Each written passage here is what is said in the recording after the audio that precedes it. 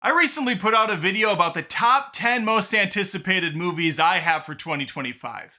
Now I come to you again, at the turn of the tide, to go the opposite direction. I want to go over 10 more films. These are movies that not only am I not looking forward to them, I think they're going to be downright terrible. Let's begin.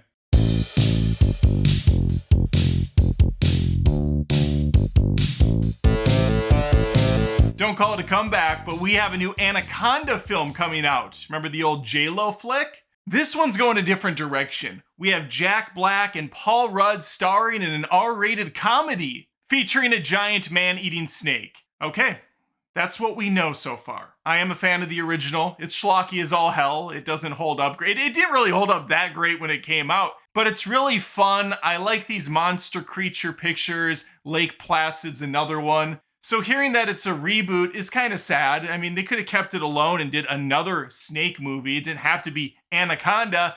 Regardless, I'm worried that this isn't going to work. I like both of these actors, although I think their antics lately have kind of worn thin. Paul Rudd constantly doing these crappy Ant-Man movies, and then Jack Black kind of being everywhere. They're starting to lose their luster. And truth be told, a lot of reboots suck. Not saying this can't work. It does have some pieces that might fit well, but I'm not feeling it in my bones. All right, let's get to the number 9.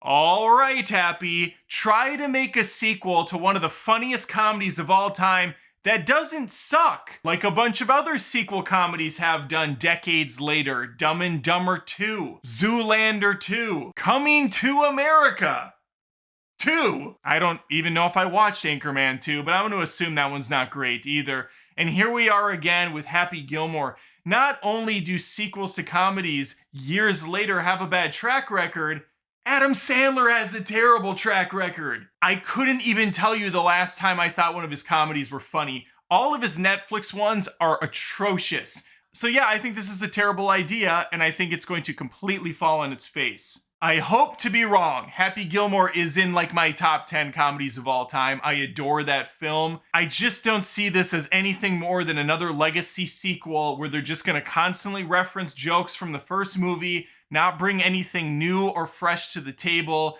and we're just going to see kind of an old shtick by a comedian that hasn't been in anything funny in decades. Speaking of comedies from decades ago, who's ready for Freakier Friday? Everybody's been saying, when are we gonna see a Freaky Friday sequel? And by everyone, I mean no one. I don't even remember the original being that loved or praised by people that they're like, oh, we gotta get a sequel for this. Jamie Lee Curtis is fantastic. She's putting in some of her best performances to date. But then we have Lindsay Lohan. Her career has nosedived into the embarrassing world of Christmas movies on Netflix. She's not even doing Hallmark Christmas. And I'm going to say something that's possibly going to be considered a hot take. I don't think she's that great of an actress. I never have.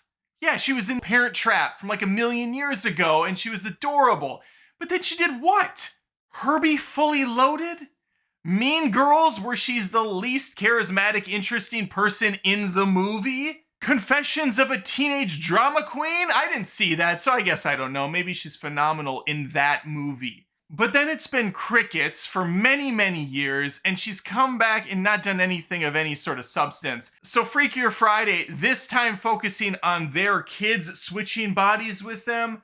Yeah, no thanks. And it's a Disney movie. I think it's going to theaters. But let's remember the last few Disney Plus exclusive sequels. We had Disenchanted, which was terrible. We had Hocus Pocus 2, which was terrible. We had Home Sweet Home Alone, which is home sweet holy shit bad. And so I'm not down bad for this movie.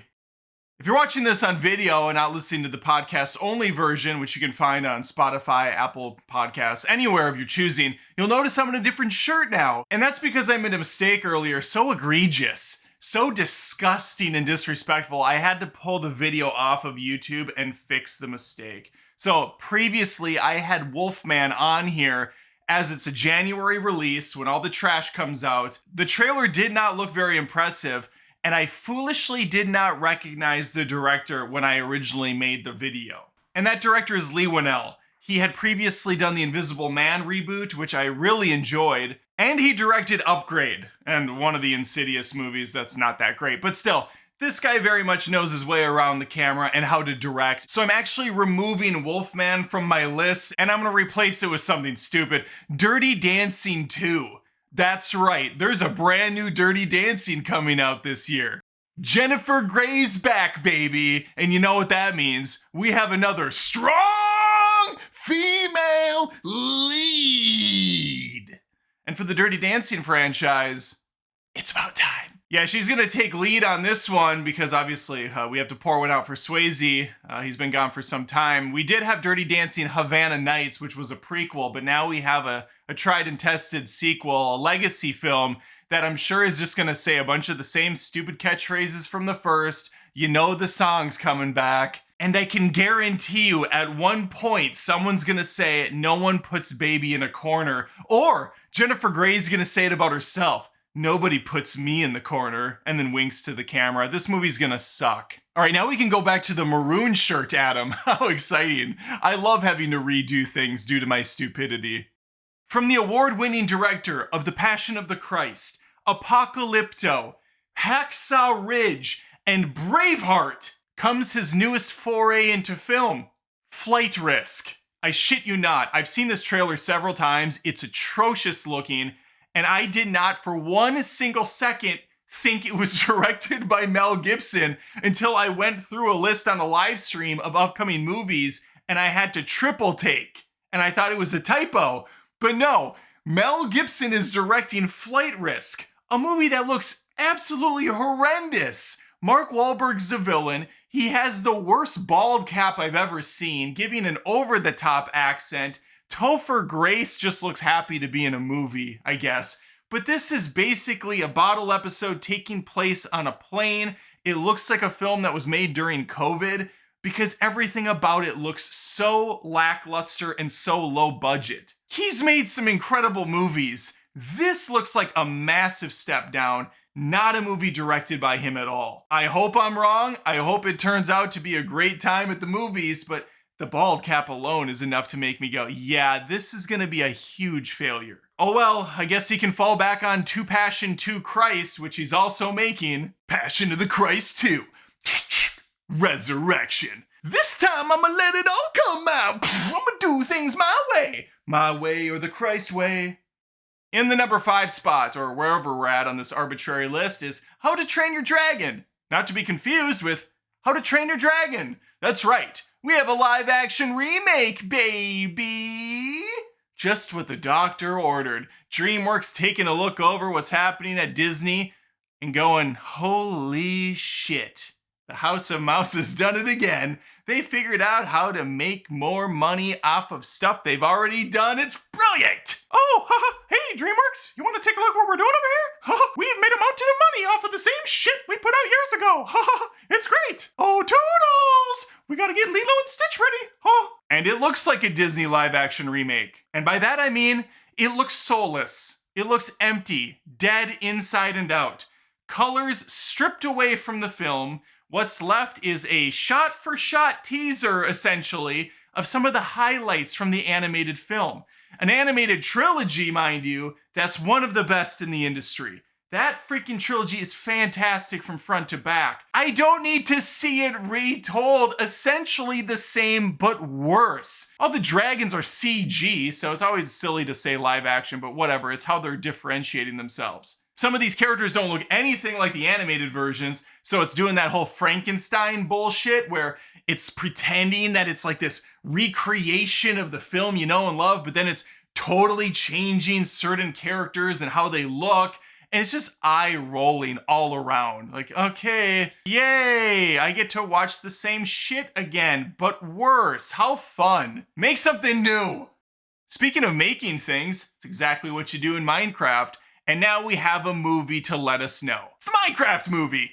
Hey, Jack Black has 2 spots on this list. That's fun. When it was announced there was going to be a Minecraft movie, I was actually pretty pumped because we had that animated Illumination Mario Brothers movie. Is it the greatest thing ever? No, but considering the bar was through the floor from that last 90s shit-ass Super Mario Brothers movie, I was very pumped to see something that was at least wonderfully animated with the characters and the spirit of the video games.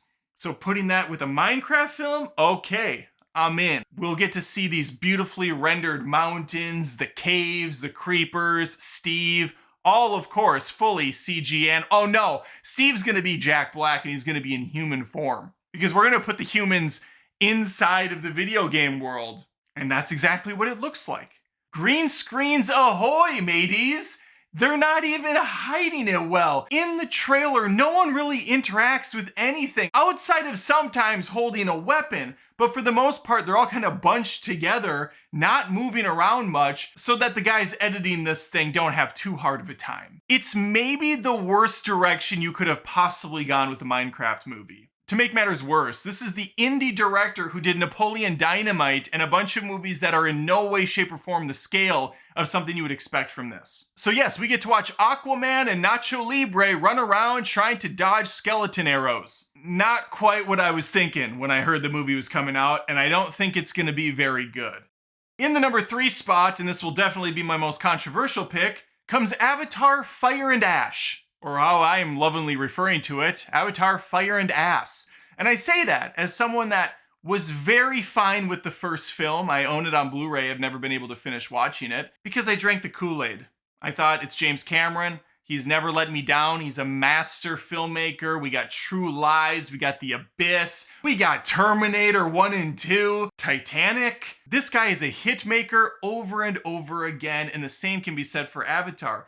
Stunning 3D visuals. It's really the only movie outside of, I guess, Gravity to really utilize the 3D properly. But once you get that home and all the wonders of the theater wear off and you don't have the gimmicky 3D, you're left with a very generic film. And because it was so familiar to a lot of other storylines, there's just no reason to really revisit for that long ass haul to get to the end. And this is where the sequel comes into play. I freaking hated Avatar, The Way of Water, or whatever the hell it's called. This was such a boring, long-ass movie to get through. That was basically a retread of the first film. Critically lauded, of course. Audiences seem to love it, because I forget to tell myself that these are amusement park rides. That's what Cameron is really doing with them. They're not good movies. They're just amusement park rides that people love to go out to the theaters and see, and then never really mention again until the next film comes out. But I am just not confident or excited at all for this third film. The second one deflated all the goodwill that the first one had built up. I thought for sure that yes, even though the original film wasn't like amazing in terms of story, or really characters for that matter, it was going to bring it with the second movie. And then things were it was gonna be the Empire Strikes Back for James Cameron's Star Wars franchise. But it did the opposite. It was the Last Jedi of James Cameron's Star Wars franchise. And so no, I don't have hope for this film at all. I think financially, yeah, it's going to do very well. It'll make a ton of money because again, people want to go on the roller coaster. But afterwards, it'll be forgettable and it will be uninteresting just like its predecessors. It's a bold move coming out with a Captain America movie that doesn't have Captain America in it unless you watch the Disney Plus TV series, which by all accounts, a lot of people did not.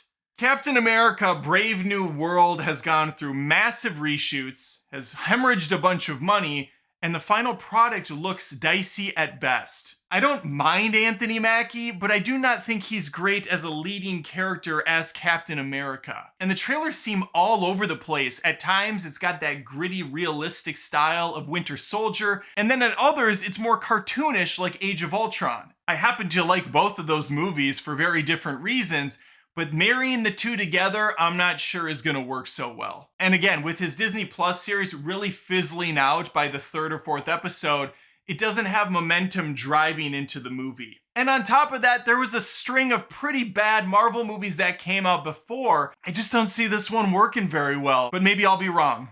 Only time will tell. Speaking of reshoots, in the number 1 spot, we have Snow White. It's another live-action Disney movie! This time starring Rachel Zegler and a bunch of CG dwarves. They weren't originally CG though. They were played by real people. But then Peter Dinklage threw a fit online, so Disney pulled the plug, and then decided the movie's no longer about dwarves, it's gonna be about magical creatures, which are just gonna be people of all shapes, sizes, and colors. And then that really didn't seem to work either, so they went with CG dwarves. A happy middle. That way every actor's out of work. So from a production standpoint, this sounds like a living nightmare. Also, the script probably went through several rewrites as it was going, because you're having to change things in the scenery to adjust for height discrepancies and so on. And then we have to address the Zegler in the room. Rachel Zegler, who is a talented actress, has put her foot in her mouth a few times online, and it's been pissing people off. And likability is a factor in Hollywood, all right? How you present yourself, phony or otherwise, is big. A lot of actors are really good at acting off and on camera. You have to give the impression that you love what you're doing and that the thing that came before was just amazing and there was no problems. And Rachel did the opposite. She kind of shit on some of the ideas of the original film and said how they were going to improve things, and that rubbed some folks the wrong way. And so then social media does its thing, and next thing you know, you got a lot of people pissed for different reasons. I myself try to ignore all the crap that actors say because they say a lot of stupid stuff just like you and I do. Hell, I plan on seeing that Mel Gibson movie, and he's had his fair share of issues over the years. But again, separating the art from the artist whenever possible. Sometimes it goes too far and you just can't do it. I fully appreciate and understand, but if I were to boycott everything based on an asshole that's working on the movie, there might not be any movies left to go see. Controversy aside, as for the movie, I think it looks incredibly mediocre, like all live-action movies by Disney do. The final product, however, I think is gonna be even worse. The trailer needs to put its best foot forward, and what they showed, it's again a lot of nostalgic callbacks. You get the cascading shadow of the dwarves on the rocks as they're whistling while they work. You get Snow White dancing around in the little hut. There's the mine cart sequence. It's all there. The dwarves look kind of frightening. Rachel Zegler's got this terrible haircut that's not quite pulling off what the animated one did. And then you got Gal Gadot as the evil queen. Gal Gadot has her fair share of criticism as well on the internet. I just think she's kind of a bad actress. Also, Gal Gadot's hot. So the fact that she's even jealous of Zegler, I don't know if I'm really buying it. But I know she's vain, Snow White has her youth, yada yada yada. Overall, I think this is going to be a dumpster fire. But I know that if 2025 is anything like last year, and I have no reason to see why it wouldn't be, there's going to be plenty more shit films that will surprise me. But we're optimistic on this channel as well. So again, think about subscribing, liking the video, and checking out my recent video, Top 10 Movies I'm Most Excited For, and then we'll see you on the other side. And with that, I take my leave. All right, catch you next time. Take care. Thanks again for watching the video. If you wouldn't mind, I would appreciate it if you checked out patreon.com/AdamDoesMovies. That's where fans of my channel go to help support it. There are different tiers with different offerings, exclusives every month. We got multiple movie reviews. There's a vlog monthly, and these fine people get a shout out because they're at the upper tier level. Look at these gorgeous folks. They have really gone above and beyond to help support me in the channel, and I appreciate them. And even if you don't want to plop down $1 a month, you can just sign up for Patreon for free and become a member at no charge, just to see what's showing up at least and give you a better sense of it all. Appreciate your time. Thanks.